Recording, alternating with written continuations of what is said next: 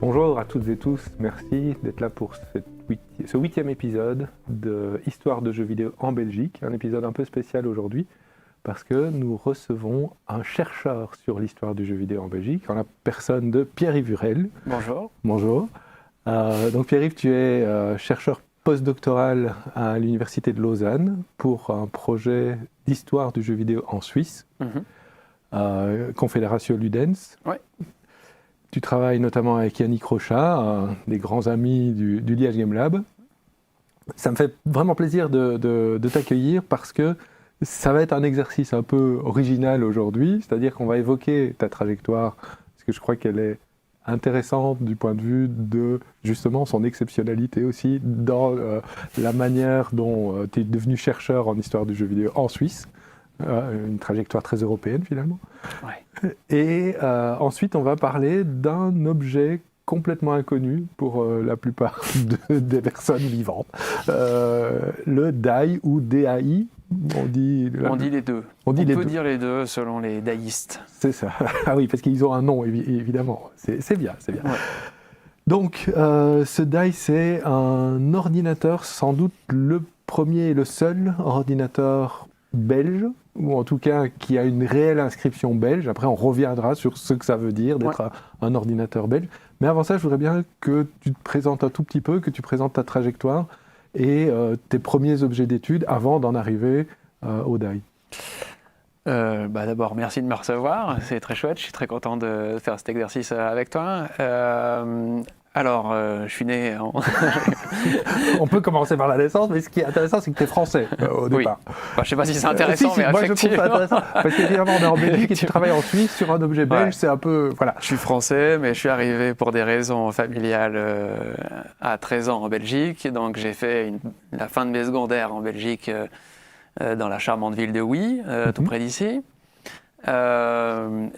Ma famille, mes parents sont repartis en France quand j'avais 18 ans, mais moi à ce moment-là, je voulais devenir journaliste. Et donc les écoles de journalisme en France, c'est un peu une galère pour entrer dedans. Plus j'avais mon réseau social ici, etc. Donc j'ai commencé mes études à Léon Élie Troclet, donc la haute école de la province de Liège, je pense on dit maintenant. Ouais. J'ai fait un bac en communication avec une spécialisation infocom, je pense qu'on disait.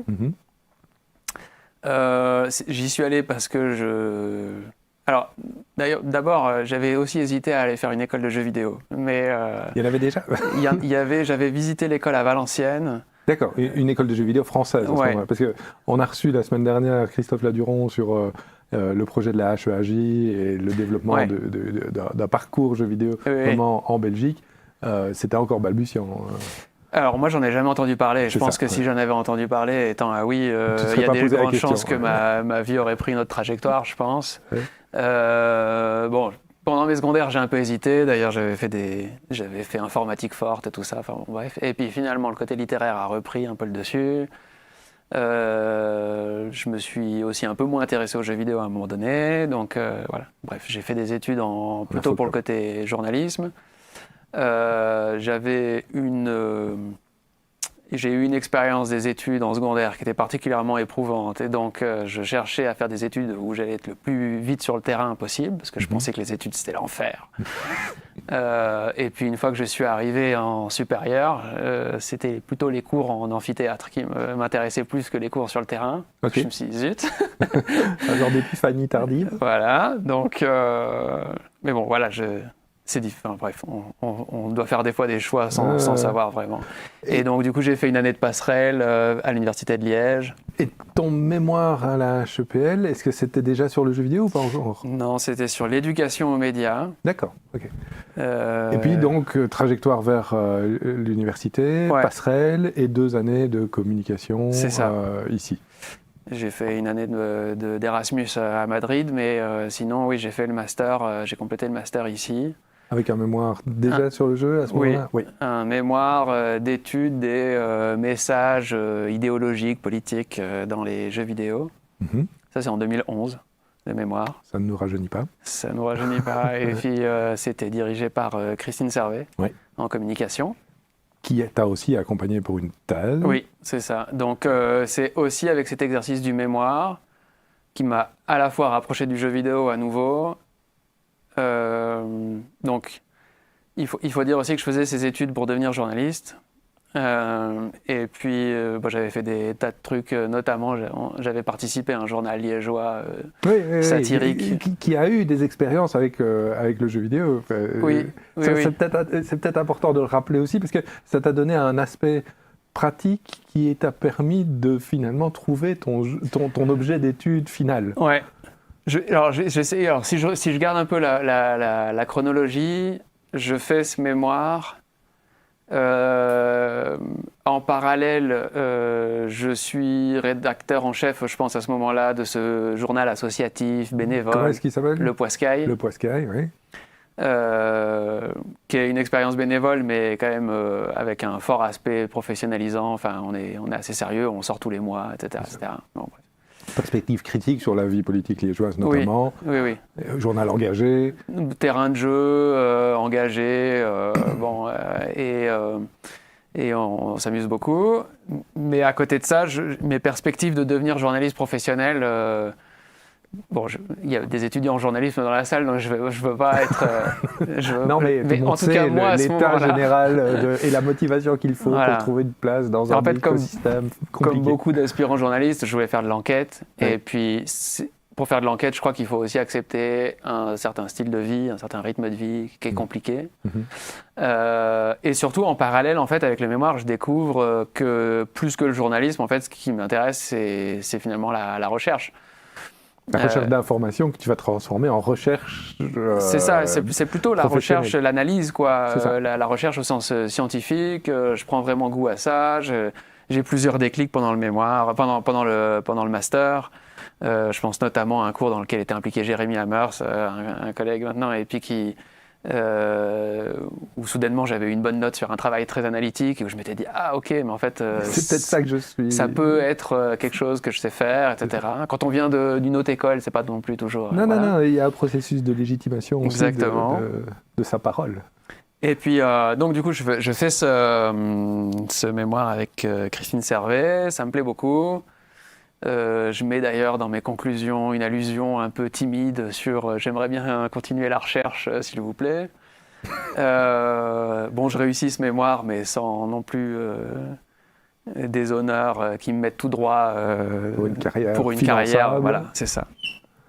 Et donc là, tu commences une thèse sur fonds propres. Oui. En parallèle de l'activité du Poiscaille et d'autres activités qui te permettent de gagner ta vie, genre des animations. Alors ça vient un peu après. La première année, c'est vraiment merci papa, maman. Oui. Je voudrais continuer de faire un doctorat, est-ce que c'est possible, etc. Oui, ok, super, il a trouvé un truc qu'il aime bien.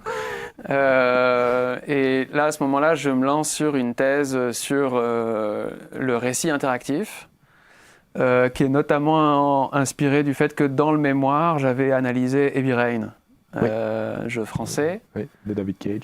Voilà, donc un peu film interactif et tout ça, pour aller très vite, avec des choix multiples et tout. Et puis finalement, il y a plein de raisons qui font que je patauge un peu, je suis un peu tout seul chez moi à lire des livres et tout ça. Et puis au bout d'un moment, effectivement, je cherche à gagner un peu ma vie par moi-même. Et donc je vais puiser dans mon background de journaliste et j'appelle différentes personnes pour pitcher des piges. Notamment Hélène Molinari, qui était une camarade journaliste qui avait fait le même parcours, mais qui travaillait chez D'une certaine gaieté, l'association liégeoise un peu fofolle. Et puis, une bonne manière de le décrire. Ils avaient plusieurs publications, plusieurs médias, etc. Ils avaient notamment le magazine C4. Et je lui dis...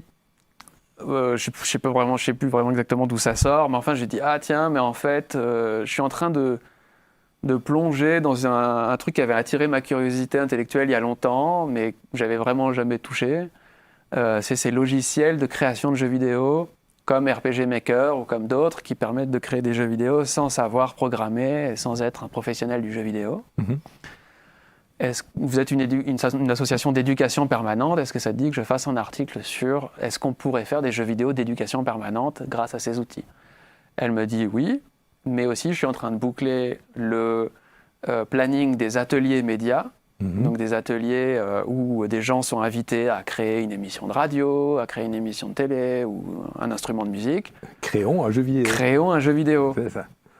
Et c'est là que je dis ils sont un peu foufous, c'est que ce qui est génial dans ce type d'association, c'est qu'il y a des moments où tout est possible. C'est-à-dire que je lui dis mais j'ai jamais fait ça, je sais pas animer un groupe. un article au départ. Voilà, c'est ça. J'ai jamais animé un groupe. Je veux dire, j'ai pas le BAFA, comme on dirait en France, ou n'importe. Enfin, j'ai rien de.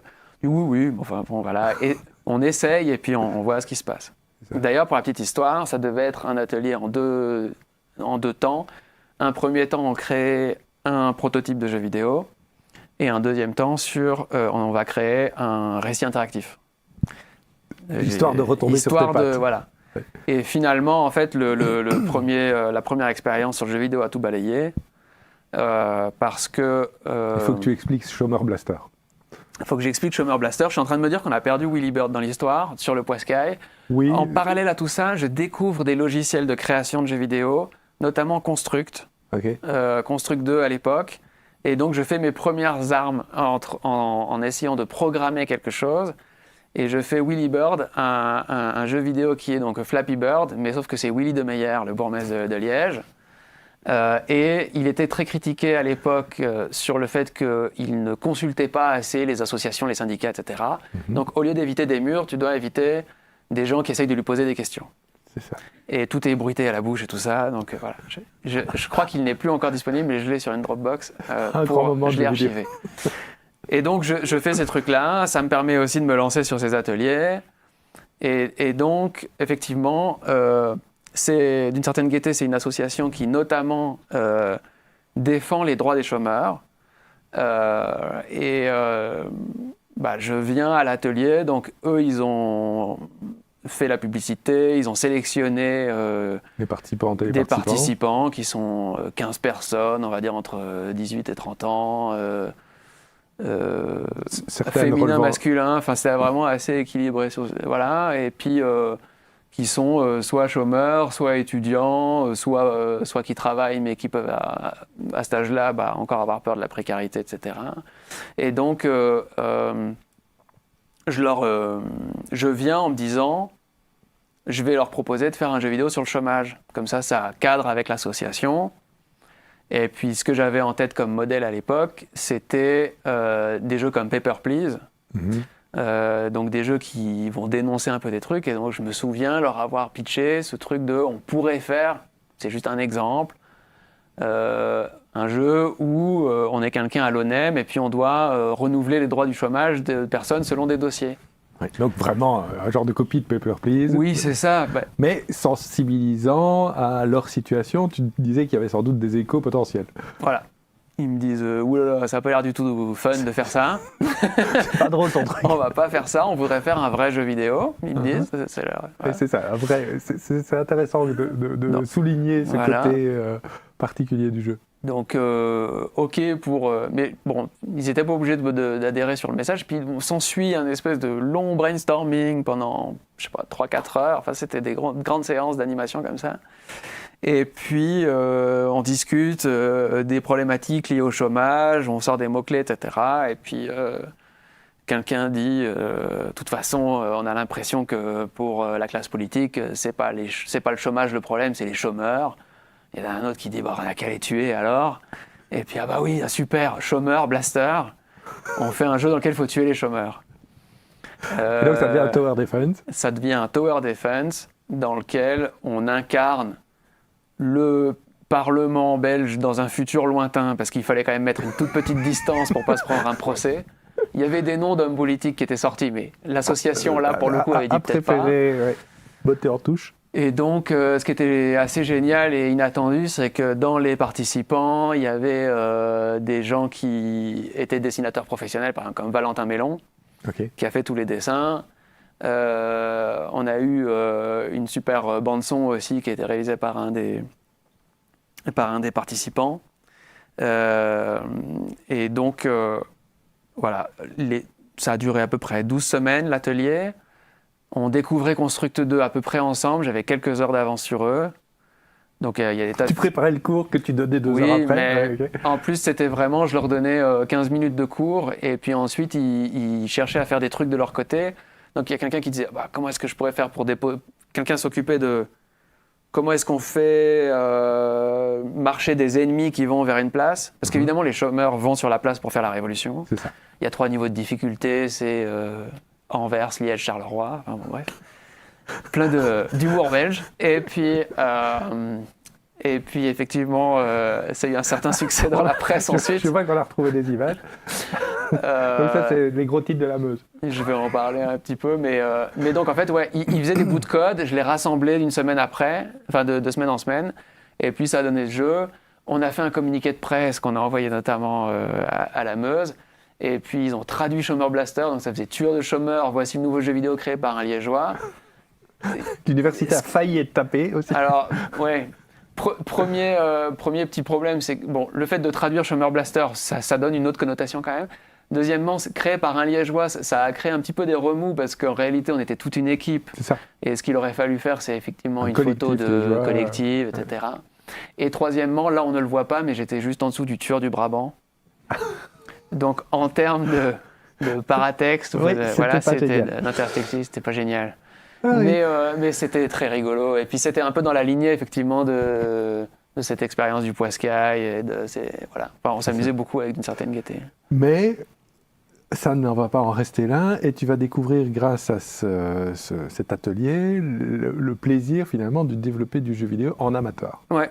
Je mets le mot-clé là directement parce que ça va devenir quelque part ton objet de recherche. Oui. En réalité, d'abord, je découvre que, en fait, pour apprendre, je vais sur des forums aussi. Oui. Je vais sur des forums et je me rends compte qu'il y a des gens qui font des tas de trucs. Et puis, Il existe des amateurs. voilà, c'est ça. Il y a des amateurs qui créent. Bon, et puis c'est un peu, c'est un fil qui termine jamais. C'est-à-dire que tu commences par Construct, tu regardes RPG Maker, soudainement, je sais pas, RPG Maker, c'est des centaines de jeux qui ont été créés. Et Bien puis, sûr. donc, ensuite tu te dis, ah oui, mais il y a aussi Adventure Game Studio, il y a aussi... Et en fait, il y a des centaines de logiciels sur lesquels ont été créés des centaines de jeux sur amateur. Comme je suis un peu comme je suis déjà doctorant à ce moment-là, bah, je fais un peu des recherches d'état de l'art, etc. Je vois qu'il n'y a pas grand-chose qui s'intéresse à ces trucs-là, mais en même temps, je trouve que c'est un terrain qui pose des tas de questions. Et puis j'ai toujours été joueur de jeux vidéo, mais j'avais jamais entendu parler vraiment de ça, enfin vraiment de très loin, ça n'avait jamais vraiment été un truc. Et ça a créé ce décalage, cette espèce de découverte d'un monde, d'un continent inconnu dans la culture vidéoludique. Je me suis dit, ah, c'est génial. Et je suis allé voir un peu penaud Christine Servet en lui disant, bah, en fait, j'aimerais bien... Le récit interactif, c'est peut-être un peu grand, je suis pas sûr. Ouais, j'aimerais bien finalement changer mon sujet de thèse. Ouais. J'ai eu de la chance, elle a accepté. En parallèle, j'ai continué à faire des ateliers de création de jeux vidéo dans un contexte de médiation culturelle avec des projets un poil plus sérieux et moins clivants que Chômeur Blaster. Donc ça, c'était chez Art République, qui est une association basée à Bruxelles et qui ont continué et qui continuent d'ailleurs toujours de faire des ateliers de création de jeux vidéo. Et donc, un poste d'assistant s'est créé aussi. Ça me paraît important parce que tu parlais de la difficulté en tant que chercheur de se retrouver seul chez soi aussi, ouais, à être confronté à soi-même et à ses documents. Et là, le fait que tu puisses regagner l'université à temps plein, enfin d'abord mi-temps, puis à temps plein. Très longtemps mi-temps. Ouais. C'est bien de le préciser. Tu sens la douleur. Oui, je sens que c'était important. Ça te permet de resocialiser autour de ces questions de recherche. Et là, si je peux me permettre, je vais quand même expliquer qu'à la suite d'un séjour de recherche au Utrecht Game Lab, donc quelques années après, j'avance un peu pour atterrir sur le DAI, tu es revenu avec l'idée de fédérer les forces vives liégeoises autour d'un labo. Et donc, c'est finalement toi qui avais suggéré le nom du Liège Game Lab. Oui, donc ma responsabilité est très faible. C'est-à-dire qu'en fait, j'étais dans un laboratoire à Utrecht qui s'appelle le Game and Play Studies quelque chose. Et puis, là-dedans, ils avaient créé un Utrecht Game Lab. où il y avait aussi cette volonté de mettre les mains dans le code et tout ça, de créer ce truc-là. Et en fait, je te rends l'appareil. En réalité, on avait déjà fait quelques réunions ensemble. Je pense qu'en 2014... C'était le début du Lab JMV, en fait. Et donc, c'était la connexion avec Louvain qui faisait qu'on se revoyait progressivement. On essayait de fédérer un truc au niveau plutôt Fédération Wallonie-Bruxelles. Mais la structuration à Liège, c'était lié au fait que c'était assez éclaté. C'est-à-dire que il y avait Fanny qui travaillait en romane, il y avait Bruno qui travaillait plutôt en moderne, Boris allait arriver pour travailler en infocom avec toi, Julie qui commençait sa thèse de doctorat sur l'avatar, c'était aussi en infocom, et on s'est dit, regroupons-nous. Ouais. Et le cours, il arrive... Le cours arrive à ce moment-là, grosso modo, mais ce qui fait vraiment la création du lab, c'est le colloque sur la presse de jeux vidéo. Ouais. Donc, on lance ça et tu nous fais des ateliers, il y en a eu quelques-uns, autour de la création de jeux comme démarche de recherche. Ouais.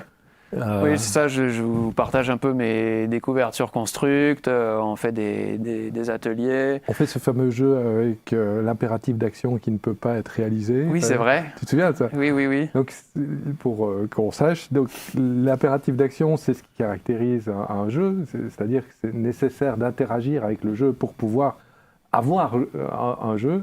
Et donc, on s'était demandé, est-ce qu'il y a moyen de réaliser un jeu sans impératif d'action. C'est-à-dire qu'au contraire, si on interagit avec le jeu, on perd. Donc ça donne un jeu un peu bizarre, où en fait il y a une trajectoire comme ça, on a envie de bouger le truc pour tester les commandes, et dès qu'on teste les commandes, en fait on se fait tuer. Donc l'idée pour gagner le jeu, c'est de ne pas toucher aux commandes. Ouais. Et l'impératif d'action, c'était une notion qu'on va reprendre chez Sébastien Janvaux. Tout à fait. Et donc, il y avait cette idée on crée des petits prototypes pour aller challenger des notions de sciences du jeu. Des concepts en Game Studies, ouais. Et ce jeu-là a permis aussi, des années plus tard, de faire The Game is Lava. Oui. Mais ça, on fait un grand saut dans le temps, mais où en gros, là, pour le coup, on avait eu un stagiaire bien plus compétent en développement. Ouais. Et donc là, on marche le long au-dessus d'un cratère de volcan et le jeu nous présente comme s'il fallait qu'on trouve l'équilibre. Et en fait, il ne faut surtout pas toucher la manette. Si on touche la manette, on tombe. C'est ça. Et voilà. Donc là, c'est le même principe, mais thématisé, où il y a une narration. Ouais. Avec un très beau teaser. Bon, donc...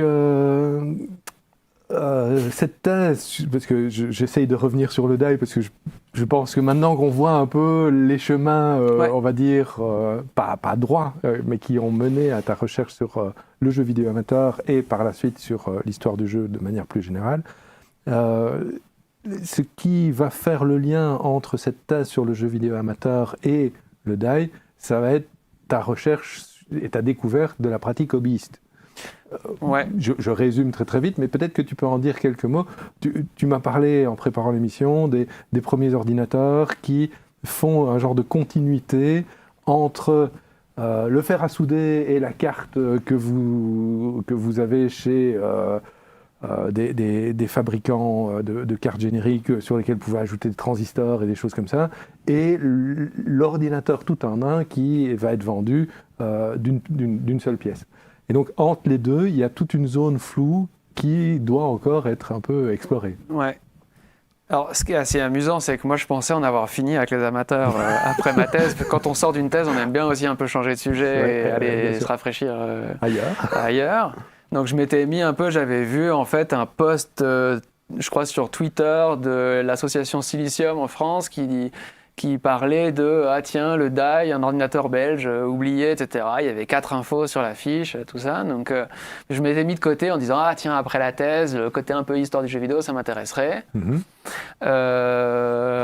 Et en réalité, effectivement, le DAI, c'est un ordinateur 8 bits. Donc, ce qui veut dire première génération d'ordinateurs et de micro-ordinateurs, ce qu'on appelait les micro-ordinateurs en réalité, c'est-à-dire les ordinateurs personnels. C'est ça, qui n'étaient pas des ordinateurs qui étaient dans des pièces et qui étaient réservés à des universités, à des centres de recherche, des choses comme ça. Pour la première fois, on pouvait ramener l'ordinateur chez soi. Il y a un contexte à... pour les gens qui ne seraient pas familiarisés avec cette époque, il y a un contexte à resituer qui est difficile à imaginer maintenant.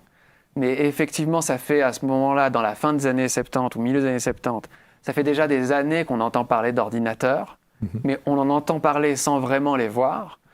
Les ordinateurs sont de deux types, tu vois, les grands mainframes et au fur et à mesure les mini-ordinateurs. Ce qu'on appelle les mini, c'est des trucs qui font quand même la taille d'un meuble, quoi. Ouais.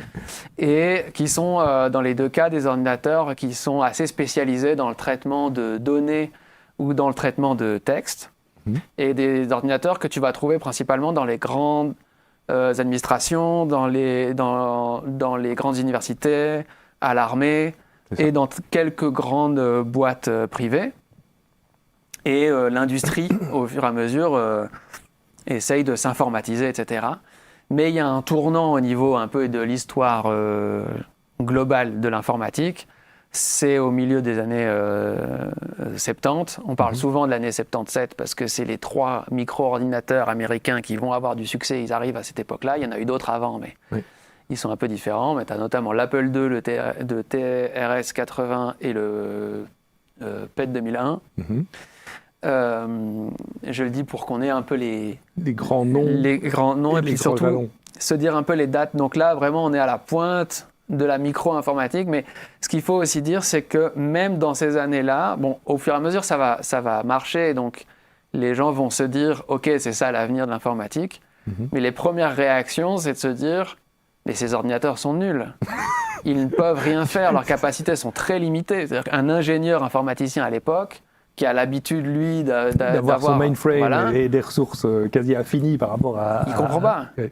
Quel est l'intérêt ? Ouais, c'est ça. Et à l'époque, on a déjà dans ces mainframes, dans les universités notamment, accès à ces ordinateurs-là par des postes de travail, avec du temps de calcul partagé. Tout à fait. Et donc, on a en gros devant soi une espèce de machine à écrire. Une console. Voilà. Au début sans écran, après avec écran, mais ça ressemble à peu près à une machine à écrire. Globalement, on entre des inputs et puis ça nous imprime le résultat. Et puis les gens, on peut être à plusieurs dans une salle et puis au loin, reliés par des câbles, il y a un ordinateur que limite on ne voit pas. Et dans une partie de l'esprit des gens, il faut aussi se dire que c'est ça le futur de l'informatique. C'est des ordinateurs qui vont être surpuissants quelque part, et qui seront accessibles par la téléphonie ou par des câbles d'une manière ou d'une autre. Et ce qui est intéressant, c'est que déjà dans ces cas-là, dans ce super ordinateur partagé par des dizaines, voire des centaines d'utilisateurs sur un seul site, tu as des jeux qui se développent. Alors, on ne va pas en parler aujourd'hui, mais pour les étudiants et les étudiantes qui seraient intéressés de creuser cette question-là, on a les premiers jeux en réseau, on a des jeux d'aventure textuels, on a même des jeux d'aventure légèrement graphiques, avec des graphismes de couleurs et des choses comme ça, sur des ordinateurs qui sont dans des grosses universités comme Ohio State University aux États-Unis. Pour ceux que ça intéresse, il y a un super article dans Canard PC d'il y a quelques mois maintenant sur ces premiers jeux vidéo dont on ne garde que très très peu de traces parce que la plupart de ces jeux étaient faits en dehors des heures réelles d'usage de la machine par des gens qui étaient passionnés. Et la chasse des gens qui avaient la responsabilité de la machine, c'était d'essayer d'effacer tout ce qui ne servait à rien. Et ces jeux ne servaient à rien. Donc on n'en garde pas de traces, ou très très peu. Mais je te rends la parole. Quand les premières machines type micro-ordinateur arrivent, on se demande vraiment si on n'arrivera jamais à avoir ce type de résultat que les plus instruits ou les plus versés dans l'informatique connaissent déjà. Oui, c'est ça. Et puis, donc souvent aussi, ces ordinateurs sont équipés d'un langage informatique. Les premiers ordinateurs, quand ils arrivent d'ailleurs, ils n'ont rien de préinstallé dessus. C'est-à-dire que vraiment les toute première fois, il faut rentrer le code d'un programme, souvent du BASIC, donc un langage inventé en 64 au Dartmouth College, qui vise à apprendre l'informatique initialement aux non-programmeurs. Donc bref, le BASIC est pris en charge sur ces... Voilà, on voit du BASIC à l'écran. Et donc en fait, et d'ailleurs pour les leads scientifiques à l'époque, le BASIC c'est une infamie. Enfin bon, bref. Oui, c'est ça. Il y a déjà des tensions qui se créent, et on voit très nettement que finalement ces micro-ordinateurs vont pas être soutenus par cette élite. C'est pas eux qui vont porter le mouvement. C'est ça. Et je voulais remettre ce contexte aussi là pour expliquer un peu le DAI. C'est que, si tu veux qu'on revienne un peu aux origines du DAI. Oui, je t'en prie. Donc le DAI, il est créé en Belgique par une entreprise qui s'appelle Data Application International Company, donc DAI Company, DAI Company, à la fin des années 70. Alors tout ce que je vais dire sur le DAI est soumis à confirmation ultérieure, oui, etc. Disons qu'on fait ça de mémoire. Parce que non seulement on fait ça de mémoire, mais aussi il nous manque encore toute une série d'archives que je continue de chercher. Je présente une recherche qui est en cours. Mais le DAI, a priori, serait à la base une commande de Texas Instruments auprès de cette Data Application International Company, qui est une entreprise qui se destine plutôt à faire de l'informatique pour l'industrie. Et donc, il n'est pas dans une optique grand public. C'est ça. Alors, Texas Instruments, pour approcher, je pense qu'il cherche un acteur européen qui connaît un peu les questions de normes, PAL, SECAM, il y a aussi toutes ces questions-là, etc. Et donc, il paye cette entreprise pour créer un prototype. Alors, la légende raconte, c'est des articles journalistiques d'époque, qu'un premier prototype du DAI est fait en 77. Et c'est pour ça que je parlais aussi du triplé 77. Parce que ça s'inscrit dans la même période. Ça participe à la légende du DAI, c'est-à-dire qu'il est quand même à la pointe de ce qui se fait à ce moment-là. Alors, il ne va pas le rester très longtemps, c'est ça qui va être un peu intéressant aussi par la suite dans le narratif. C'est que finalement, Texas Instruments dit, bon, bah en fait, ça a l'air bien, mais on va le faire nous.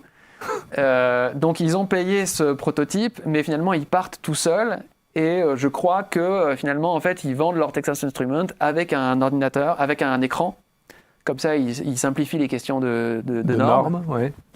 Et la DAI Company décide comme elle a ce prototype sur lequel elle a les droits, et elle décide d'y aller sur place. Enfin, d'aller elle-même le vendre. Le DAI, il est aussi lié à Intel, puisqu'il embarque un microprocesseur Intel 8080. Le choix du microprocesseur à l'époque, il est probablement encore plus déterminant qu'à l'époque. Pas que maintenant, tu veux dire ? Que maintenant. Ouais. Il est très déterminant. L'histoire a retenu plutôt d'autres microprocesseurs pour les machines qui vont servir à faire du jeu vidéo. Oui, mais le 8080 a quand même on va dire, une destinée assez importante. Oui. Et Claude Simpson, qui est un des fondateurs de la DAI Company, donc il y a 3 fondateurs, il y en a 2 qui sont américains, 1 anglais. Et Claude Simpson aurait travaillé chez Intel. J'aime le conditionnel dans ce que tu racontes, tu vois. Il y a encore, mais ça dit beaucoup de choses sur notre capacité justement à retracer ces histoires. Et là aussi, pour le public étudiant, ça me semble important de souligner que du point de vue de la méthodologie, en fait, c'est du croisement de sources, mais de sources très mal conservées, très diverses, avec des acteurs qui bien souvent, là, on approche de leur fin de vie pour certains.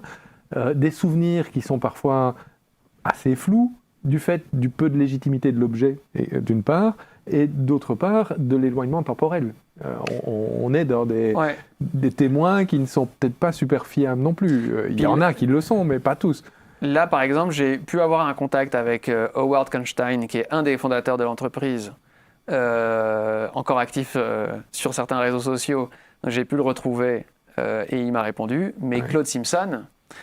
pour retrouver un Claude Simpson qui est rentré aux États-Unis, bon courage. C'est compliqué, il y en a un certain nombre. Et en plus, j'espère qu'il est toujours en vie, d'ailleurs. Oui, on n'en sait rien. S'il nous regarde. S'il nous regarde, manifestez-vous.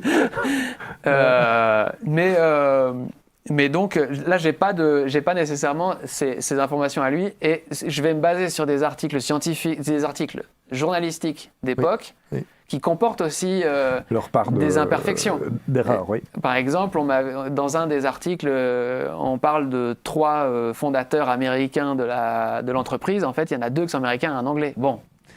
Non, mais c'est vraiment important de pointer ce type d'erreur ou de marge de manœuvre que l'histoire nous donne, parce que c'est une bonne illustration finalement de comment on fait cette histoire. Et je crois que ça, si vous avez des travaux à faire, ce qui est le cas, vous pouvez en tenir compte dans la manière dont vous allez devoir croiser des sources, vous allez devoir fouiller des données, vous allez devoir vous renseigner par des biais qui ont l'air complètement hirsutes et pas du tout standardisés, c'est-à-dire il n'y aura pas une bibliographie toute faite, vous allez devoir fouiller Internet, fouiller des forums. Peut-être tu peux dire un peu quelques mots sur ta méthodologie de rassemblement d'informations.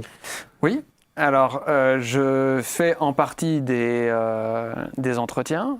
Donc là, j'ai rencontré 8 personnes. Que tu as repéré comment ? Que j'ai repéré via notamment des magazines d'époque. Mais que je retrouve aussi des fois... alors, il y a 2 types de grands témoins d'époque. Il y a plutôt les utilisateurs et ceux qui auraient travaillé ou qui ont travaillé chez la Die Company ou chez Indata, qui reprend l'ordinateur après la faillite de 82. C'est quoi le siège social de ces 2 entreprises ? On est à Bruxelles. On est à Bruxelles. On reste sur Bruxelles. Ouais. Okay. Et la ligne de production, a priori, elle était aussi sur Bruxelles. Donc ça, c'est pareil. J'aimerais bien avoir... ah oui, c'est ça. Donc on est vraiment dans un sur produit du made in très Belgium. belge. Oui. Alors, c'est ça. Alors, on peut venir à cette question-là. Oui. Mets-toi un peu d'ordre. D'abord ta méthode, et puis on revient sur la Belgique.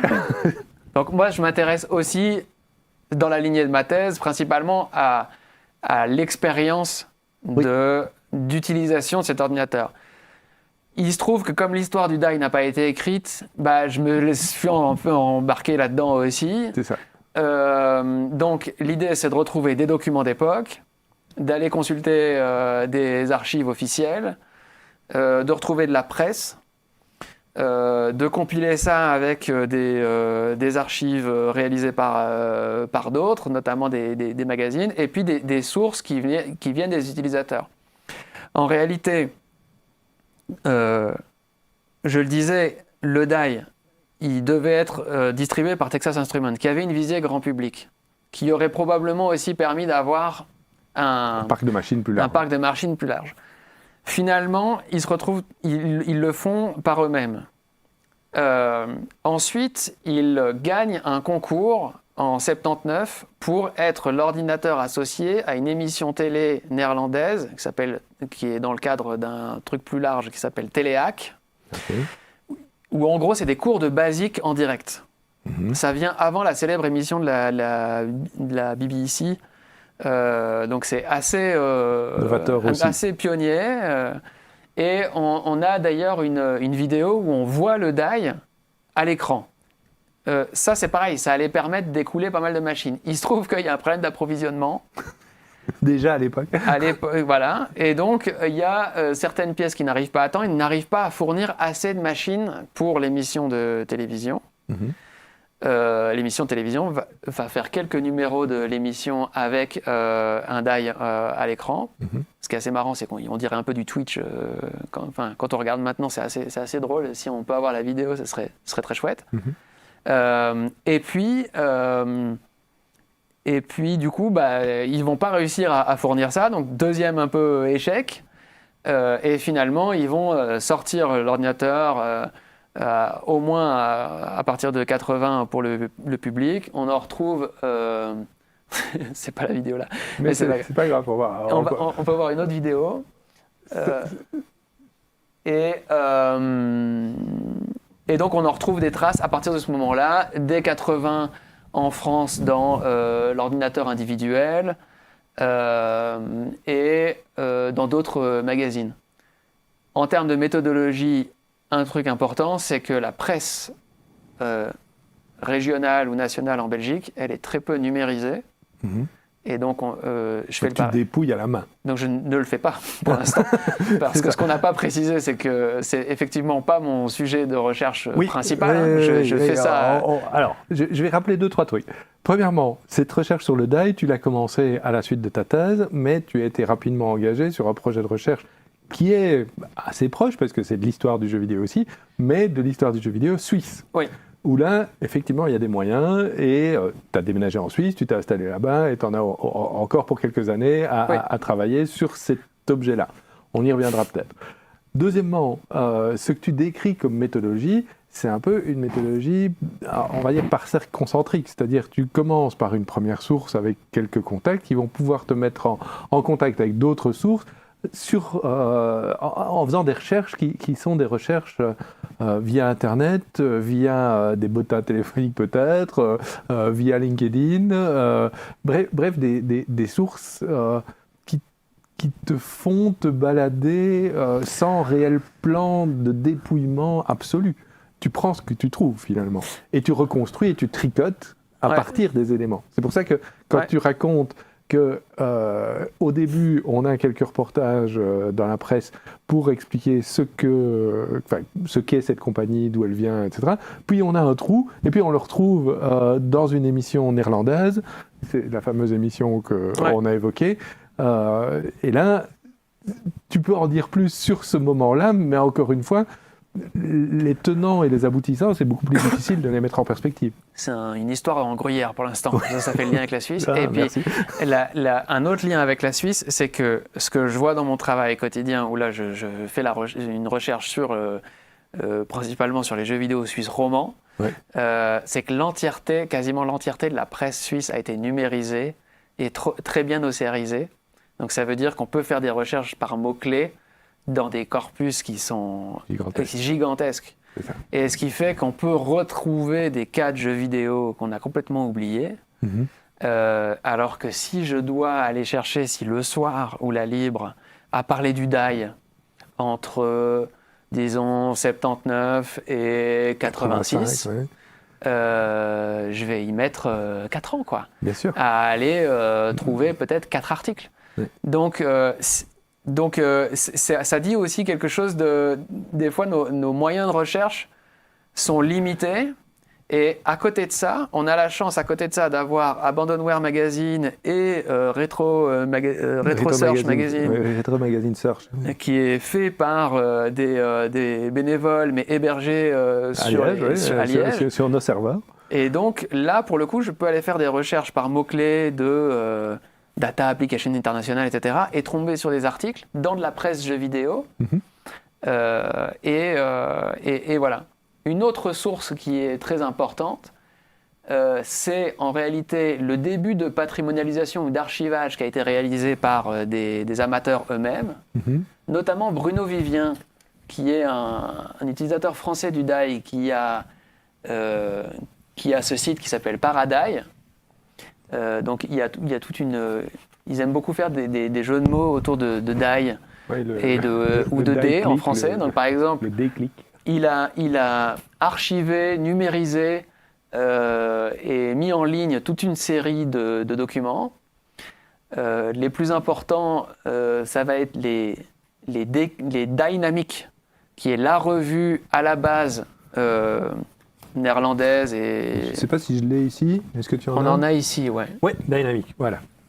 Je les montre. On a les Dynamic, qui sont des revues faites par des clubs d'utilisateurs du DAI. On a le Déclic, donc ça plutôt côté flamand, mais en fait ça va vite devenir international et on va aussi se retrouver avec des articles français, anglais, allemands dedans, voire des fois des traductions amateurs. Et puis du côté francophone, on va surtout avoir le Déclic, qui est l'autre que j'ai montré juste avant. Voilà. Et donc, où d'ailleurs, tu vois sur ce numéro 1 qu'on cite plusieurs clubs à l'époque, donc le Carolo DAI à Charleroi, le DAI Namur, le Micro DAI qui est à Liège et le DAIC qui est à Bruxelles. C'est ça. Et, il y a aussi des publications encore plus locales, comme Octet, qui était un magazine du DAI à Liège. Oui. Dont on n'a que le numéro 5 qui a été numérisé en ligne, mais on sait qu'il y en a eu d'autres. Et donc, il y a encore beaucoup de choses à découvrir et à rassembler, à archiver, etc. Mais là, on peut faire, si tu veux, le point de bascule entre le côté un peu histoire industrielle et côté amateur. Oui. C'est qu'en réalité, le DAI est une machine, sans rentrer, on va dire, dans les voilà, pour dire très rapidement, sur le côté technique, c'est une machine qui a des capacités assez époustouflantes pour l'époque sur le fait de faire des images fixes très belles et des belles musiques. Notamment, il y a 4 canaux vocaux, etc. Bon, pour l'époque, c'est pas mal. Et afficher beaucoup de couleurs et des belles résolutions. Malheureusement, voilà, une image qui était publicitaire, qui était faite pour montrer ses capacités graphiques, par exemple. Alors ça semble avec le recul, mais il faut dire que d'habitude c'est 2 couleurs, du vert et du noir, et c'est tout. Et donc en fait, il y a tout un ratio en termes de résolution et de couleurs, etc.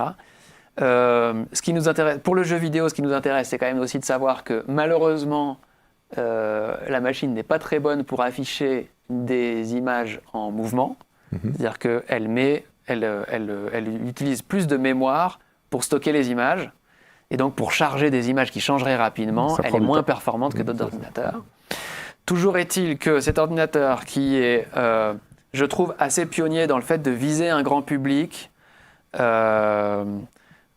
qui a déjà l'intelligence d'être un ordinateur qui se dit généraliste. D'ailleurs, le nom complet, c'est DAI Personal Computer, avant le IBM PC. Hein. Okay. Donc, il y a je pense qu'il y a une vision quand même assez pionnière, mais qui n'est pas nécessairement suivie d'un grand soutien, où il doit y avoir, je pense, des capacités un peu limitées en interne pour soutenir le côté distribution. Voilà, je l'ai dit, c'est une entreprise qui est plutôt sur l'industriel, etc. Donc, en fait, l'ordinateur va être un poil abandonné par ce qu'on appellerait aussi des éditeurs tiers maintenant. Donc, il n'y a pas beaucoup d'entreprises privées qui se mettent à publier des logiciels sur le DAI. Il y en a, et notamment en France, on pourra en parler après. Mais à mon avis, c'est une des raisons qui fait que le DAI, il est un peu abandonné au sort des utilisateurs. Et il se trouve des tas de gens pour se dire « mais cette machine, elle est formidable, elle peut faire plein de trucs. On va se rassembler, mettre les ressources en commun, créer des clubs qui se réunissent régulièrement et qui publient des magazines dans lesquels on va retrouver alors des éditos, mais des tutoriels, des tutoriels hardware, des tutoriels software, donc du code, mais aussi des fois des schémas... comme celui-ci par exemple. Des schémas électroniques. Sur cette page-ci. Donc on voit vraiment que c'est un schéma électronique. Voilà, par exemple, ça c'est le doubleur de vitesse de lecture pour probablement les mini-cassettes ou les disquettes. Et ça me permet de me rendre compte que je n'ai pas répondu à une de tes questions. Non mais je les garde en tête, donc tu peux finaliser sur le contenu du magazine.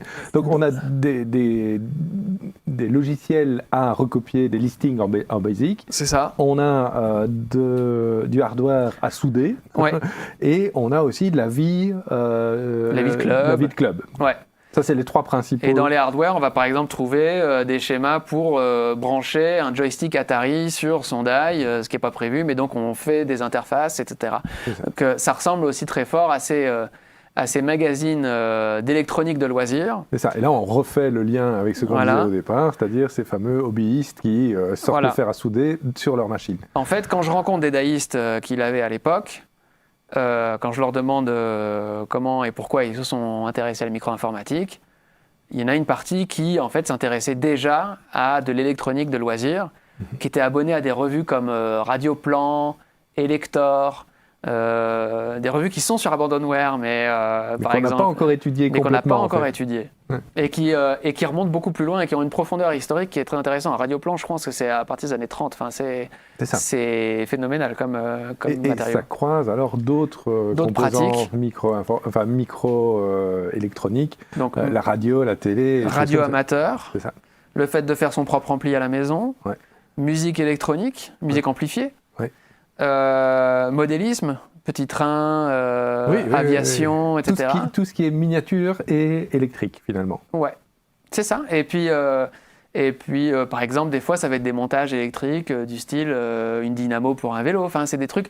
On est sur des gens qui, en fait, manipulent déjà des tas de matériaux électroniques, qui les assemblent, qui font des choses avec, qui s'amusent avec ces matériaux-là, et où, en fait, l'arrivée du microprocesseur, pour une partie d'entre eux, ça s'intègre dans cette pratique-là, Dans le contexte suisse, pour donner juste un exemple, j'avais quelqu'un qui était déjà fan de modélisme de petits trains et qui, en fait, le microprocesseur, pour lui, ça va surtout être une manière d'automatiser la circulation des trains, de réguler les signaux et des choses comme ça. Ah, okay. Et donc là, je crois, cet ordinateur-là et cette génération-là des 8 bits, pour moi, elle est assez fascinante sur le fait qu'elle fait le lien entre cette électronique de loisirs et la génération à partir des 16 bits où on va être de plus en plus loin de la machine. En fait, sur les 8 bits, un des daïstes me disait, il continue de l'utiliser, à faire des trucs dessus, etc. Il me dit, ce que j'aime bien, c'est que je peux presque prendre ma feuille et mon crayon et suivre le calcul en temps réel à peu de choses près. Il faut savoir qu'à chaque fois que je rencontre un daïste, ou quasiment à chaque fois, l'ordinateur a été disposé sur une table, je vais chez la personne, faire un entretien, etc. Et le temps que j'avance vers la table, il prend le capot, il l'enlève. Je n'ai jamais le temps de voir le capot, moi j'aimerais bien voir le capot, mais je suis génération console, donc moi j'aurais plus un fétichisme du plastique. Mais eux, ils n'ont pas du tout le fétichisme du plastique, ça, vraiment, on s'en fout. Et par contre, ils me montrent, et souvent ils me racontent l'histoire de leur machine. C'est ça. Et ça, j'ai dû remplacer. Ça, c'est d'origine, ça c'est moi qui ai remplacé, ça c'est Michel qui est venu une fois, il a fait un truc, etc. Et alors, on va vers des trucs comme celle-là. Je crois que ça, c'est la machine de Pascal Janin, qui était un des daïstes, j'espère que je ne dis pas une bêtise, mais donc qui a poussé le truc à l'extrême. Elles n'étaient peut-être pas toutes à ce point-là, si tu veux. Non, ça c'est presque du tuning. Mais quand même, on est sur une machine aussi qui est très encore ouverte. Ouais. Les schémas sont disponibles. On peut faire de la rétro-ingénierie encore assez facilement. Ouais. Et on peut modifier, améliorer sa machine, y compris sur le plan hardware. Ouais, tu me disais que les pièces, on pouvait encore les trouver, alors soit des vieux stocks, soit des refabrications en Chine. Il faut aller sur le site de Bruno Vivien, c'est fantastique. Par exemple, il raconte des réparations de machines ou des restaurations de machines. Okay. Et en fait, il prend des cas et il explique, bon, bah voilà, j'ai testé tel truc, j'ai commandé telle pièce. On mettra quelques liens dans la vidéo. C'était le site Paradise de tout à l'heure. Et puis sinon, ils ont des groupes aussi sur des réseaux sur lesquels ils s'échangent des choses. Il y a des gens qui impriment en 3D des touches, par exemple. Donc voilà, il y avait aussi, je sais pas, améliorer un ventilateur d'époque.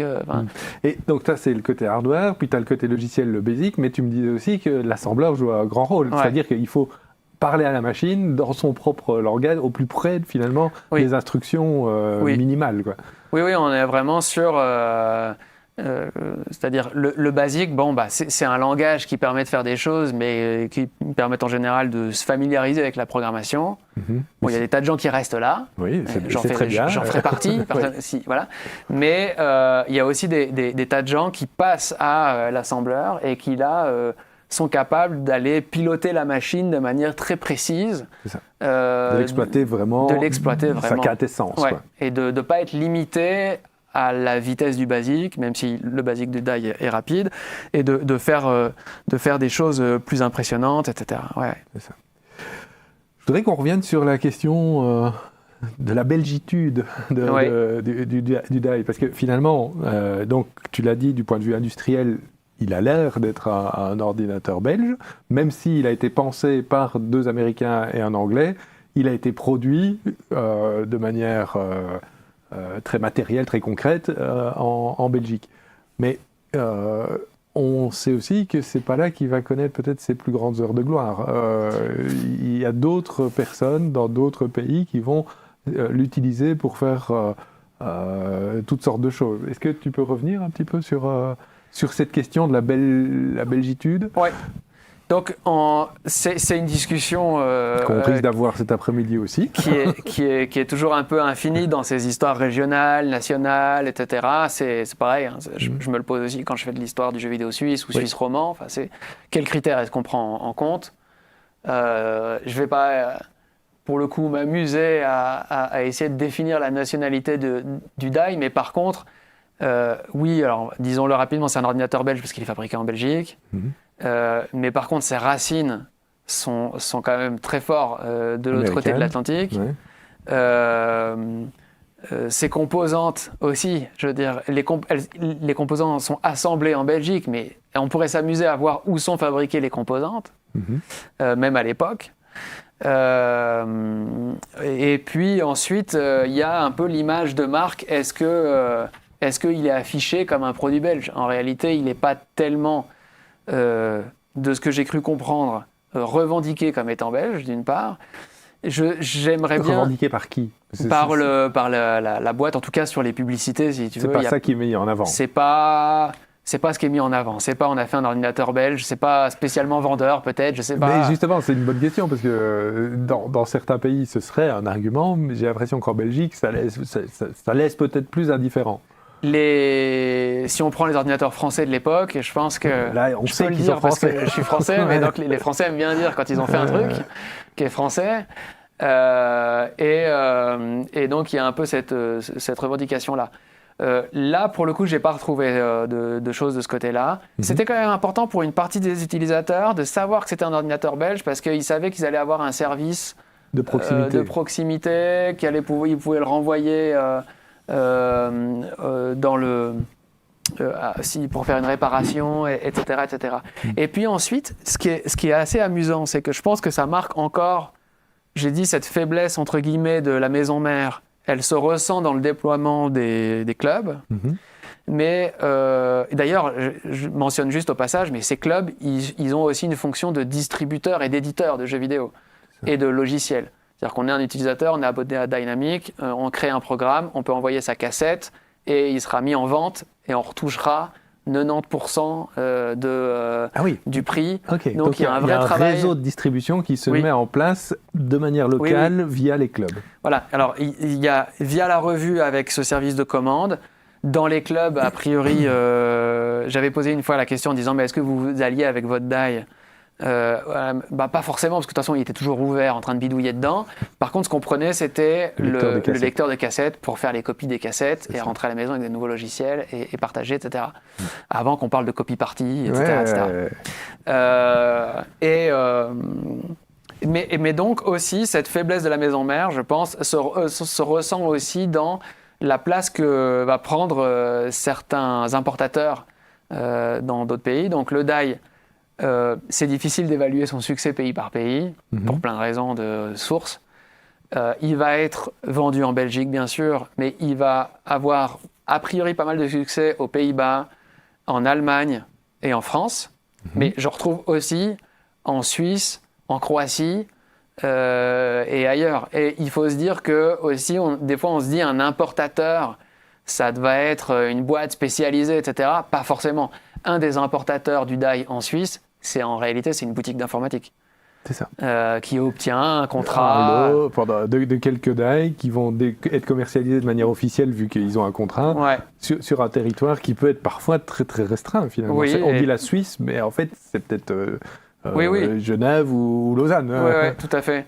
Et qui va peut-être aussi, j'ai retrouvé par exemple les die que j'ai pu voir en Suisse. Ils ont des autocollants sur les touches pour les accents. Ah bah oui, c'est pas le même clavier. C'est pas le même clavier. C'est ça. Le clavier du die naturel, il est quoi, enfin, de base? Alors, je crois que c'est un AZERTY, si je dis pas de bêtises. Non, c'est un QWERTY. Là, sur l'image, c'est un QWERTY. Oui, parce qu'on a ici un manuel original, je me permets de le montrer quand même. Donc, quand vous aviez ce type d'achat, quand vous achetiez un die, vous aviez ce type de manuel avec, voilà le contenu, tapé à la machine ou à peu près. Ouais. Et qui vous explique des choses extrêmement précises, comme, allez, là, au hasard, c'est en anglais, mais générateur de son et de graphiques programmables. Et donc, il t'explique en gros le fonctionnement de la carte graphique et de la puce sonore, comment tu dois la mobiliser. Il te donne les valeurs hexadécimales de la mémoire pour aller les modifier. On est dans une interface extrêmement spartiate. Et il faut imaginer que le rapport temporel, en termes de durée, d'investissement, d'appropriation de la machine, est difficile à cerner depuis nos standards actuels, parce qu'il faut passer des dizaines d'heures pour commencer. Obtenir ne serait-ce qu'un début de résultat. Voilà, c'est ça. Et à l'époque, c'est normal, c'est comme ça. Mais revenons sur la carte qui est oui, alors elle est apparue. Et donc ici, on a une visualisation qui a été réalisée par Olivier Gazon et qui se retrouve sur le blog scientifique qu'on a ouvert sur le DAI. C'est une carte interactive qui peut être manipulée, etc. quand elle est sur le site internet. En fait, dans ces magazines, on a retrouvé des listings d'utilisateurs, des listes, d'utilisateurs avec des noms, des prénoms et des adresses. Alors nous, on a anonymisé les données pour pas avoir de problème. Olivier les a transformées en données GPS, les a réparties sur la carte. Et ça nous permet... alors pourquoi est-ce qu'ils ont publié ces listes d'utilisateurs ? C'est parce que c'était là. D'où viennent-elles ? Quand c'était les derniers numéros des magazines, ils ont dit, pour pas que vous perdiez le lien entre vous, on publie les informations de tout le monde. Ce qu'on ne ferait pas nécessairement aujourd'hui, ce qu'on n'aurait pas le droit de faire. Mais là, ils le font. Bon, il faut dire aussi que c'est un journal, c'est un magazine très confidentiel. Qu'on utilise quand on a un DAI. Voilà. C'est ça. Ça concerne une communauté qui a volontairement choisi d'en faire partie. Ouais, ça parle de rien d'autre que du DAI, donc ce serait étrange d'aller lire ça si. Mais donc, ça nous permet de voir que les données qu'on a pour l'instant, je n'ai pas cité par exemple l'Italie ou l'Espagne, mais on en voit, en Angleterre aussi. Si on zoomait sur la Belgique, on verrait d'autres choses assez amusantes. Par exemple, le fait que en Wallonie, on voit très fort les grandes villes. Les points d'utilisateurs se réunissent autour de ça. Oui. La distinction est moins visible du côté de la Flandre, ce qui peut valoir plusieurs interprétations, soit une plus grande densité de daïstes, soit une moins grande concentration urbaine. Voilà, c'est ça. Peut-être aussi, une concentration de la population qui est peut-être différente. Je ne suis pas spécialiste de la géographie belge. Il faudrait. Ça nous amène à nous poser des questions. Mais voilà, en fait, ce qui est intéressant et dans la data visualisation que Olivier fait, c'est que ça entraîne, comme toujours en humanité numérique, d'autres questions. C'est-à-dire qu'on a les données, ça donne un éclairage sur certaines choses, mais ça ne fait généralement aussi que soulever d'autres questions supplémentaires. Ouais. On peut peut-être faire un point sur 2-3 utilisateurs que tu as pu repérer, notamment le croate dont tu me parlais. Oui. Alors, Tomislav Mikulik, qui est un utilisateur du DAI, que je n'ai pas encore, avec qui je n'ai pas encore échangé, mais ou peut-être uniquement par écrit d'ailleurs, qui a notamment utilisé le DAI à la télévision croate en son temps, et qui utilisait le DAI pour faire de l'infographie notamment, mais aussi faire de la numérisation d'images. Et donc on retrouve ce DAI après dans toutes sortes d'endroits, mais on peut en retrouver aussi je retrouve des mentions des fois du DAI dans des premières expériences d'automatisation du matériel pour tisser les vêtements en France.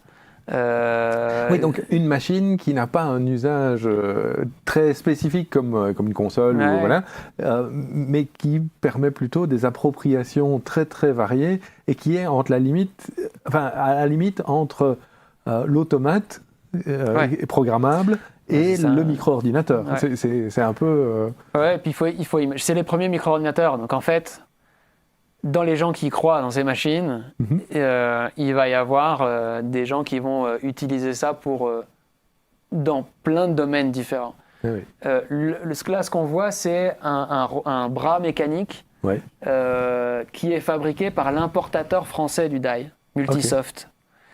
Et donc cette boîte, qui est... alors on dit souvent qu'elle était menée par les frères Cotte, mais en vrai c'est des frères et sœurs.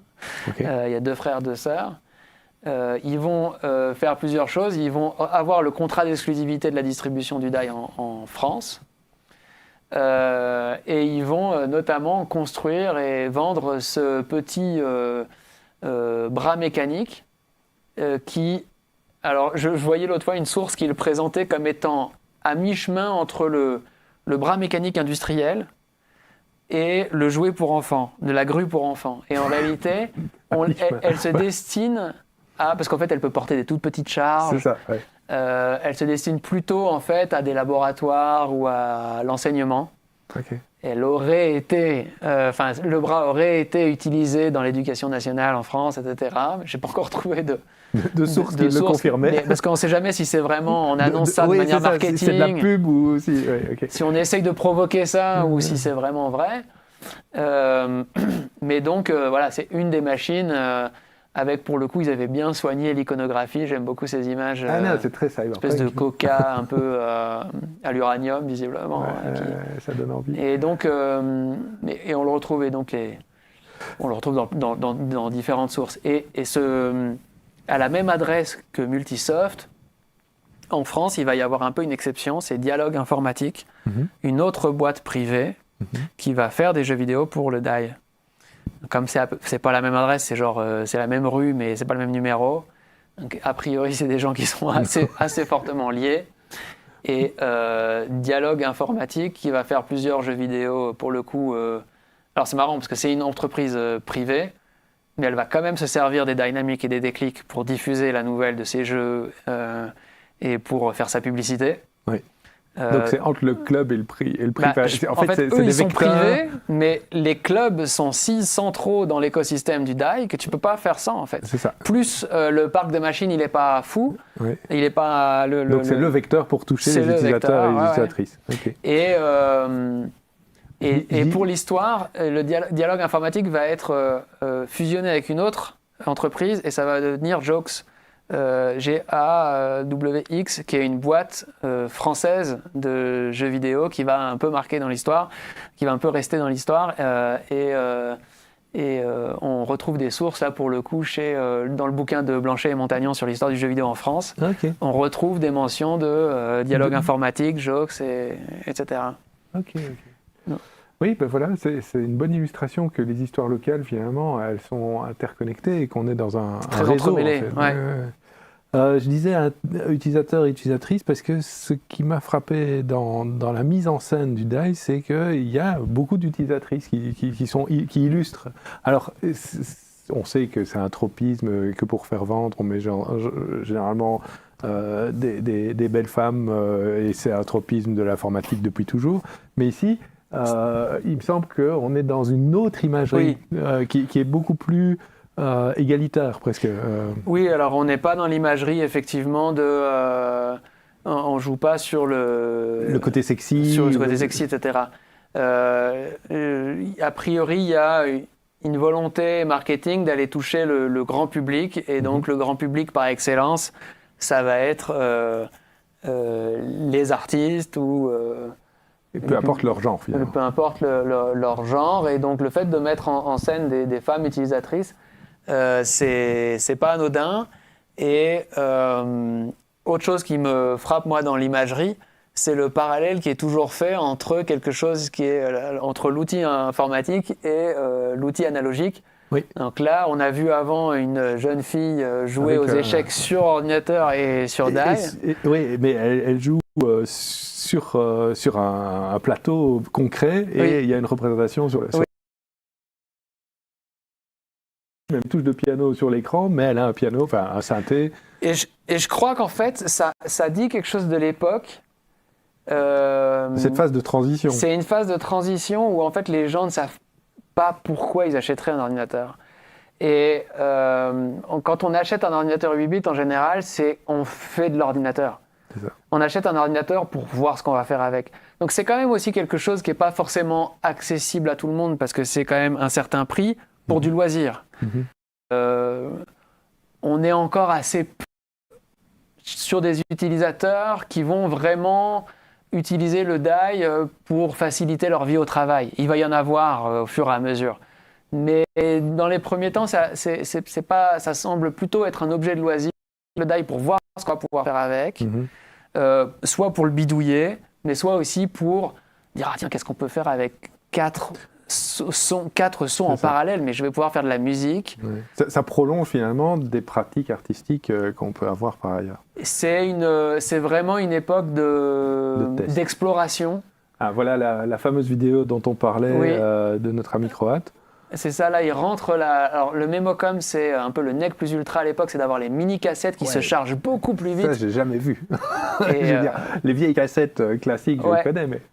Et donc il y a plusieurs supports hein, sur Die. On a dit les listings écrits, les disquettes, les floppy disks, les cassettes audio normales et les mini disquettes du Memocom.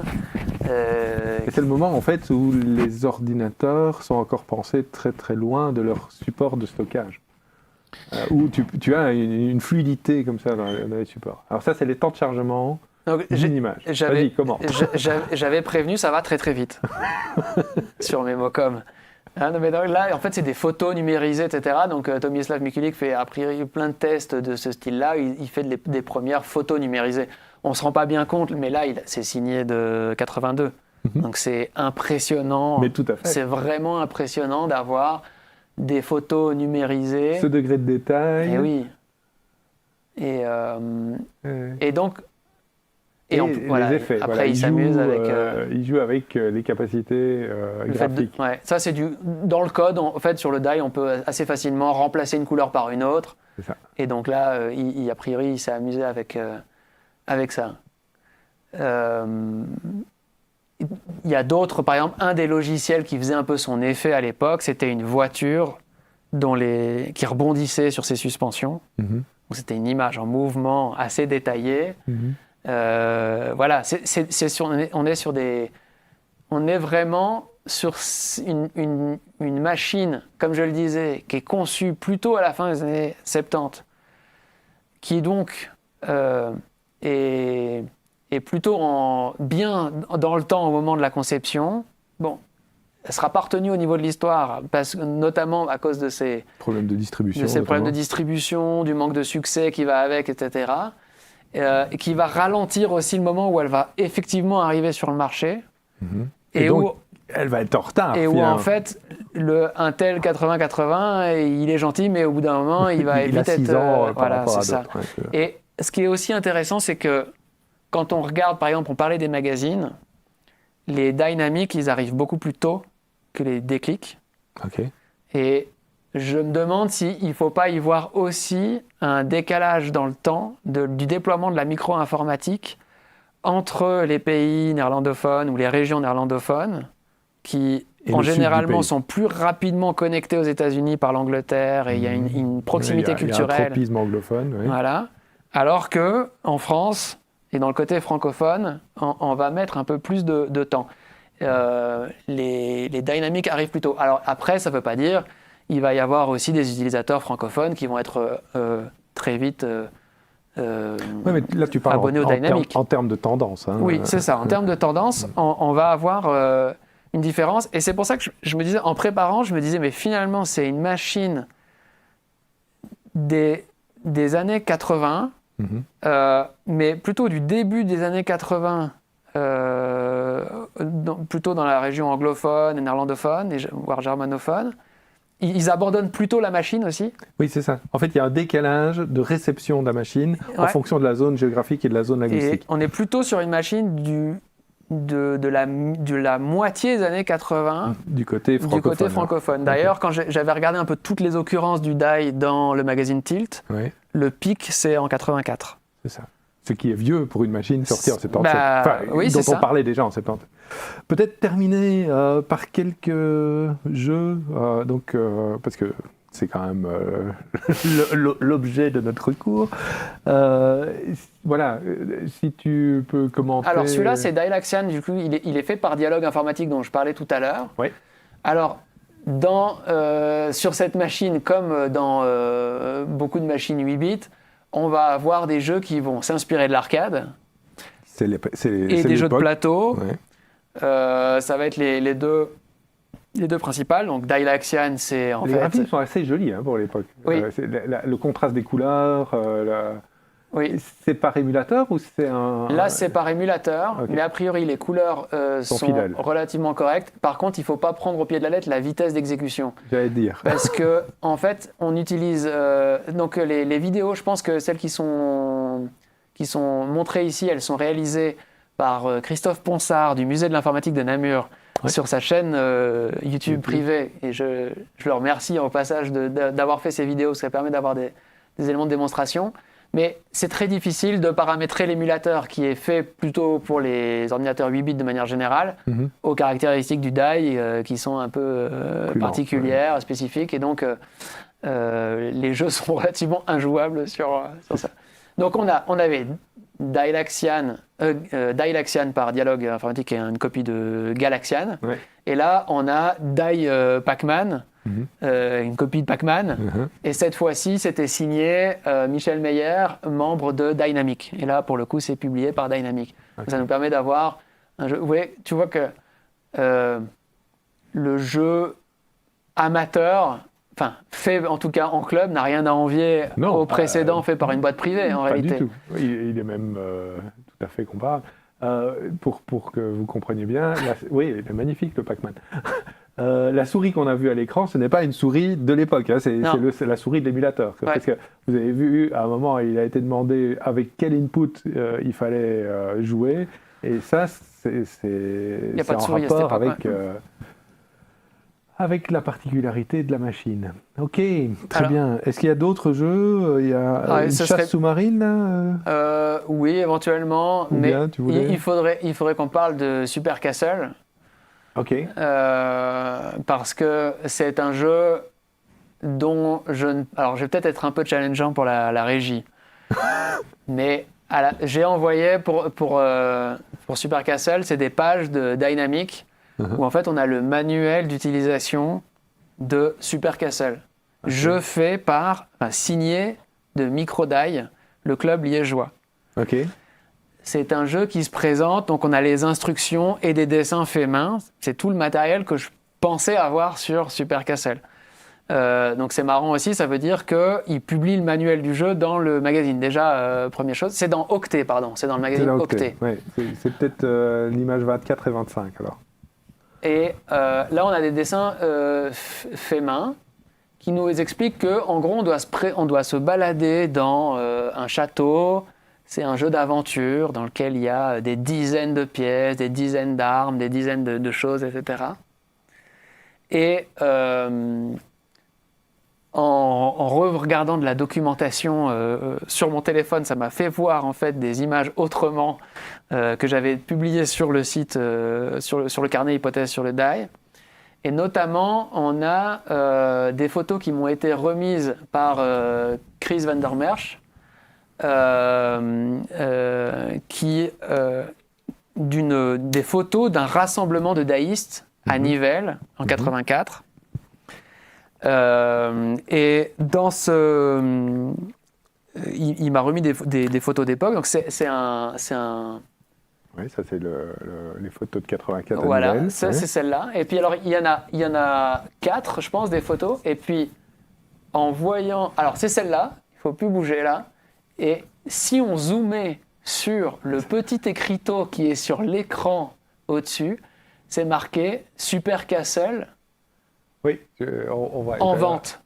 Okay. Donc le jeu est en vente, et ce qui fait que ce qu'on voit sur l'écran, c'est Super Castle. C'est ton image. Et c'est la seule image que je possède de ce jeu. Vous voyez, ça c'est un excellent exemple de la nécessité d'être attentif aux détails très très pointus pour essayer de reconstituer des fils qui sont extrêmement épars. Ça fait 6 mois qu'elle est publiée sur mon site, cette photo, et je n'avais pas vu parce que sur l'ordinateur, je n'avais pas pensé à zoomer. Et sur le téléphone, j'ai zoomé, puis d'un coup, je me suis dit, ah mais finalement, on voit à peu près, donc en fait, on se balade dans un château, et maintenant, je sais que c'est vu du dessus. Oui. Et je sais qu'à priori, on pilote plus ou moins des avatars qui ressemblent à des carrés, quoi. C'est ça, c'est un genre de labyrinthe aussi. Et pourquoi est-ce qu'il a déposé... C'est de la prise de notes Alors, parce que ça aussi, c'est intéressant de voir qu'on est toujours dans un rapport entre l'analogique et le numérique, et que même pour jouer, Oui. Alors, notes, effectivement, souvent, tu as besoin... Alors, par exemple, là, si on avait vu aussi dans les octets, tu as... je sais pas, 25 commandes en jeu à faire. Et c'est pour ouvrir une porte, c'est A. Pour sortir une arme, c'est B. Oui. Donc souvent, ils ont le listing devant. Il prend probablement aussi des notes. Oui. Le fait qu'il se serve de cette partie un peu qui ne sert pas à grand-chose du die m'intéresse aussi beaucoup en termes d'usage. On voit à côté de ça, lui, il a un lecteur cassette, je pense, sur tout à droite de l'image. Devant Ce papier d'alu, je ne sais pas à quoi il sert. Ça doit être de quoi manger. Peut-être, mais peut-être pas. À gauche, on a une micro-cassette qui est déposée. Oui. On a juste au milieu de l'image un joystick qui nous montre aussi que ces joysticks de l'époque, c'est quand même pas la même chose que ce qu'on a en tête. Et puis il y a deux boutons, Il me fait penser au joystick du Vidéopack, qui est le même, qui ressemble exactement à ça. Je sais qu'aussi, certains de ces joysticks sont vraiment aussi en kit et fait maison. C'est ça. Et enfin, on a un modèle de die derrière que j'ai jamais vu ailleurs. Qui a l'air d'avoir un écran, mais c'est pas un écran vu qu'il est en plastique, c'est bizarre. Et donc, est-ce qu'il a été modifié, puis réassemblé en boîte, etc. En réalité, ce qu'on va confirmer, c'est qu'il y avait beaucoup d'appropriation, de bidouillage.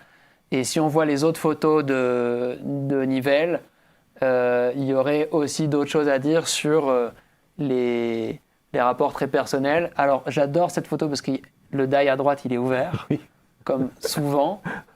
Les autres ont l'air de fonctionner là aussi, il semble que c'est. Et là, c'est encore Super Cassel. Ouais, tu vois, t'as 2 photos. J'ai 2 photos, c'est incroyable. C'est trop la fête. Et on a les beaux pulls d'époque aussi. Mais ça revient très à la mode, donc il faut pas critiquer, ma fille serait super fan. Ah non, mais j'aime beaucoup. Et donc voilà, on a sur quelques photos là, prises par quelqu'un à l'époque qui prend simplement des souvenirs pour lui-même alors qu'il a peut-être 17 ans, 18 ans. Ouais, et en fait, ça documente toute une pratique. Et ça devient, voilà. Et je les ai mis en ligne et je sais, j'ai eu des retours de la part des daïstes que ils étaient particulièrement émus pour certains de retrouver des traces de cet apogée du die, au tel point d'en faire un international meeting à Nivelles dans un motel. Super Cassel. Oui, avec la liste des commandes. Le A pour attaquer, le B pour sauter avec retournement. Attention, c'est un saut particulier. Et ainsi de suite. On va enchaîner parce que il y a plein de questions et on doit terminer l'émission malgré tout. Donc, en ce qui concerne le die et la production de ces premières machines de jeux francophones, y a-t-il des cas de recoupement avec d'autres machines? Donc, en gros, est-ce que le die a des parentés avec d'autres machines ou avec d'autres jeux, enfin des jeux qui machines. Non. Là, on reste vraiment sur au niveau circuit imprimé. Est-ce que c'est compatible avec d'autres? Est-ce qu'il y a des choses qui sont de cet ordre-là? Pas à ma connaissance. Ok. Qui sont développés dans d'autres pays. Donc voilà, je complétais la question. Les autres machines, c'est par exemple, est-ce qu'il y a des parentés avec le SMACI en Suisse? C'est des initiatives qui sont à chaque fois isolées. Ouais. C'est pas comme le personal computer qui visait à imposer une norme. Le die, c'est sa propre norme et c'est tout. Et par contre, le parallèle qui est intéressant à faire avec les ordinateurs SMACI qui ne sont pas sortis de Suisse romande, c'est que, ce que je peux dire en citant la recherche de Sophie Bemelmans, qui est doctorante sur ce sujet, c'est que c'est aussi un ordinateur où il y a une connexion très forte avec les États-Unis. C'est-à-dire que l'inventeur des SMACI avait voyagé aux États-Unis et qu'il était aussi... C'est ça, donc cet imaginaire européen se nourrit de la pratique états-unienne très très largement. Alors, il y en a une auquel tu as répondu, donc je vais aller vite, c'est est-ce qu'il y a des jeux spécifiques au die dont on ne retrouve pas des univers fictionnels ou des gameplays ailleurs? Pas vraiment, c'est plus des adaptations. Oui, alors c'est pour ça que Super Castle aussi, en dehors du fait d'être liégeois, c'est quand même un jeu avec un scénario original et un jeu d'aventure. Ouais. Et ça me semble être aussi un jeu assez remarquable, puisqu'il ne consiste pas à faire ce que font beaucoup de gens sur 8 bits, c'est-à-dire effectivement cloner ou refaire... On dit à l'époque, on fait un Pac-Man, on fait un Space Invader, on fait un Othello, on fait... c'est presque des genres. C'est des genres, ouais, complètement. Un Galaxian, c'est pareil. Donc, est-ce que... voilà, il y a des jeux de... Après, il y a des jeux qui sont plutôt... Des choses qui sont assez propres à l'époque. Je pense notamment à des jeux de puzzle visuels qui permettent de jouer avec des très belles images, mais où c'est un puzzle fait sur écran. On a vu rapidement tout à l'heure, c'est passé, on l'a pas commenté, mais un quiz géographique sur la Belgique. Oui, j'ai vu. Et donc là, on va avoir un peu des références à ça. Et il y a une série aussi de magazines de Déclic ou de Dynamic qui mettent en scène des personnages de BD franco-belges, comme on dit. C'est ça. Donc Astérix, etc. Et donc ça, je trouve... Mais c'est intéressant comme ancrage oui, géographique. je trouve amusant ça. Mais sinon, voilà. Ah, on a Belgique Quiz, là, effectivement. Est-ce que tu as rencontré des daïstes féminines qui sont toujours en activité? Non. A priori, alors je demande régulièrement. C'était comme beaucoup de ces pratiques à l'époque, elles étaient quand même. C'était une pratique qui était majoritairement masculine. Maintenant, ce qui était très intéressant, c'était chez un utilisateur, chez un daïste. Je suis allé voir et je faisais l'entretien avec lui dans le salon, et puis son épouse s'est installée à la table au milieu.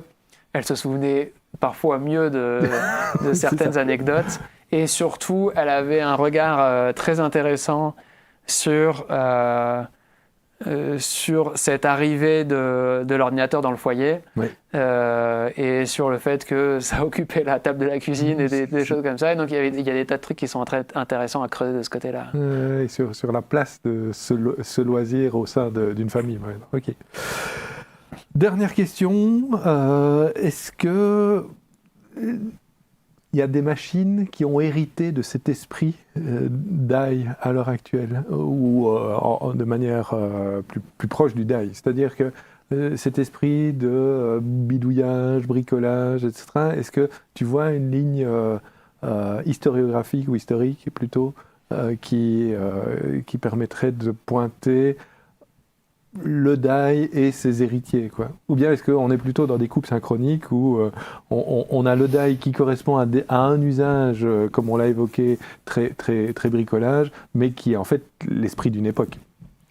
Alors, ce que j'aime bien préciser à ce niveau-là, c'est que cette machine, elle n'est obsolète que dans le regard de certaines personnes. Bien sûr. Et pour d'autres personnes, elle reste d'actualité, elle reste utilisée de temps en temps le dimanche. On relance son DAI. J'ai une personne que j'ai rencontrée, Pierre Durand, un utilisateur, avait cette analogie que j'aime beaucoup, c'est qu'il explique que c'est comme quelqu'un qui a une coccinelle, la voiture, la coccinelle. Ouais. Des fois, on sort... pour aller faire la balade du dimanche en coccinelle. Donc là, c'est un peu, on sort son DAI pour lui faire sa balade. Et à côté de ça, lui a créé une interface pour pouvoir charger des programmes sur carte SD. Ah oui. Donc il y a moyen de brancher une carte SD sur un DAI maintenant.